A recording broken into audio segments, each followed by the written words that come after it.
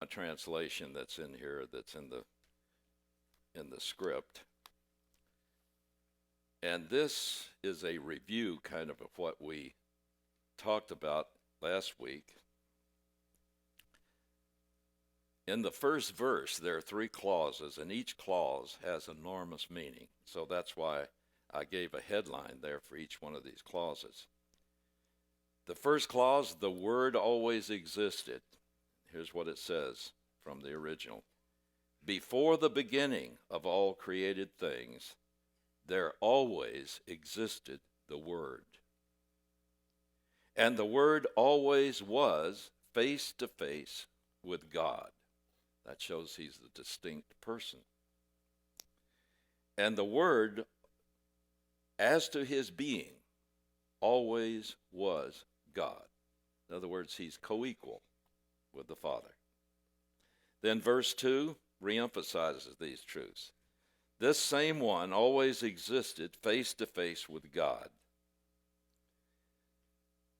Verse 3, this shows he's the uncreated creator.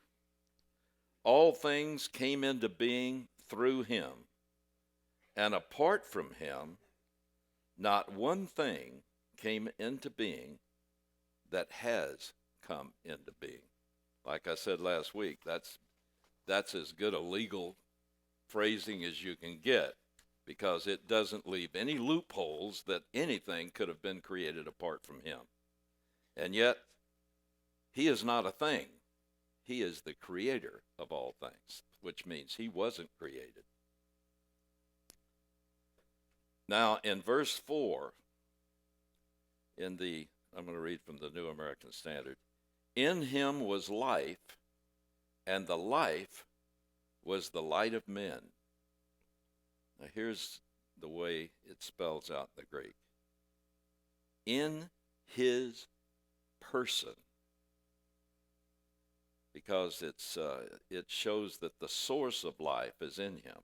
So in his person, God's life, which is the Greek word zoe as opposed to bios, God's kind of life is what that word means. God's spiritual kind of life.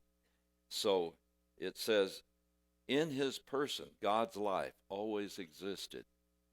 And this life has always been the light of men. Remember last week I was telling you about the imperfect tense, which means continuous action in past time. That's why I translated it that way. Now in verse 5, God's life continued to shine forth in the darkness. And that's the gist of this verse. You see, it shows that something happened to man. It assumes that, because it talks about the light, which is the life of God that emanates from Jesus. That light has continued to shine in darkness. And the darkness did not comprehend it. So what does that mean? It shows that man is fallen, that he is in darkness as far as the true light is concerned, which only comes from the life of God that emanates from Jesus Christ.